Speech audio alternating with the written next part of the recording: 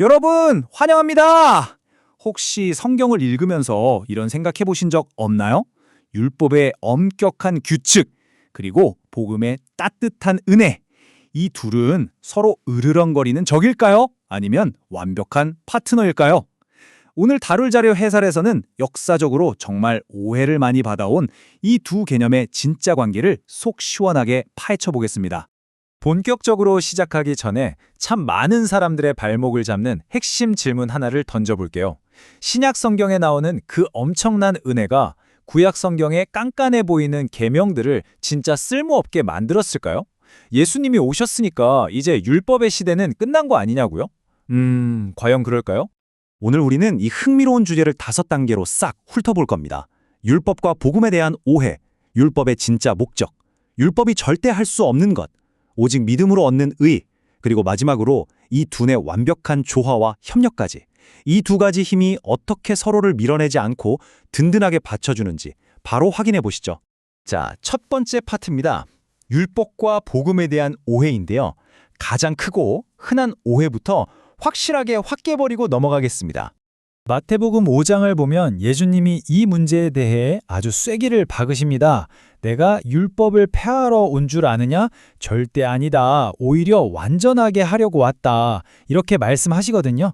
천지가 없어지기 전에는 율법의 가장 작은 글자 1.1획도 결코 사라지지 않을 거라고 하셨죠. 이건 파괴가 아니라 그야말로 완벽한 성취를 선언하신 겁니다. 그러니까 여기서 짚고 넘어가야 할 팩트는 이겁니다. 율법은 영원합니다. 하나님의 법은 우리 인간이 마음대로 지었다 썼다 할 수 있는 게 아니라는 거죠. 반드시 다 이루어지게 되어 있습니다. 자, 이게 오늘 우리가 머릿속에 튼튼하게 세워두어야 할 첫 번째 주춧돌입니다. 그렇다면 율법이 그렇게 영원한 거라면 도대체 그 진짜 목적은 뭘까요? 두 번째 파트, 율법의 진정한 목적으로 넘어가 보죠. 이렇게 한번 생각해 볼까요? 부모님이 집안 규칙이나 통금 시간을 정하시는 이유가 뭘까요? 단순히 괴롭히려는 게 아니라 부모가 뭘 소중하게 생각하는지 보여주면서 동시에 이 험한 세상에서 자녀를 보호하려는 거잖아요? 하나님의 율법도 똑같습니다. 율법은 하나님의 그 거룩한 성품이 어떤 건지 우리에게 쫙 보여주면서 동시에 끔찍한 죄의 결과로부터 우리와 하나님의 관계를 아주 강력하게 지켜주는 든든한 방패 역할을 하는 거죠. 사실 율법의 핵심은 억지로 입 꽉 깨물고 규칙을 지키는 게 아닙니다.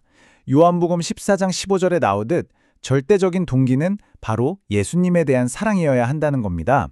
우리가 십자가의 희생을 진짜로 깊이 이해하게 되면 계명을 지키는 건 차가운 의무가 아니라 너무나 자연스럽고 기쁨 넘치는 반응이 되는 거니까요. 자, 그런데 말입니다. 이 율법이라는 시스템 자체에는 아주 엄격하고 뼈아픈 한계가 하나 존재합니다.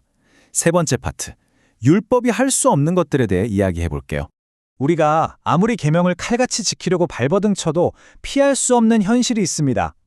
율법은요, 우리의 죄를 용서해 줄 수도 없고 우리에게 의로움을 주지도 못하고 우리가 저지른 잘못을 대신 갚아주지도 못합니다.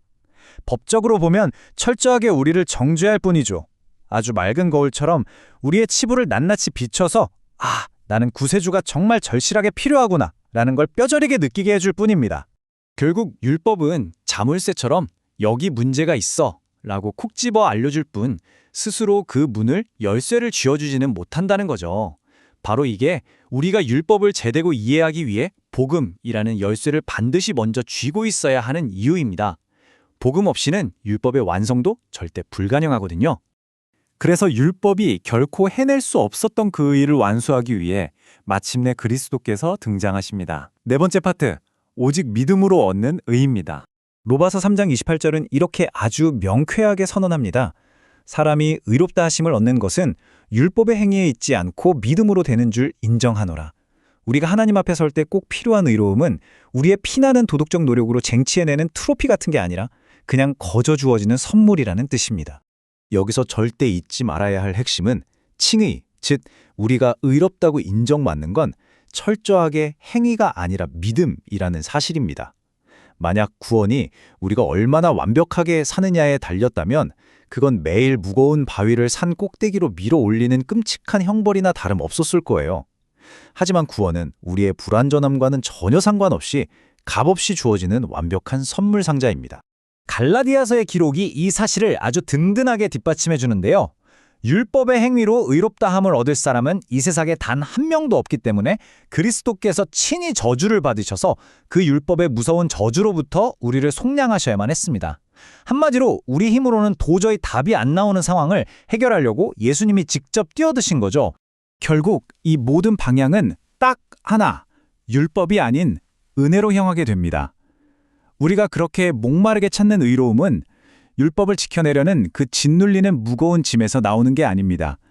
오직 예수 그리스도를 믿는 믿음을 통해서 하나님께로부터 직접 활활 흘러나오는 거죠.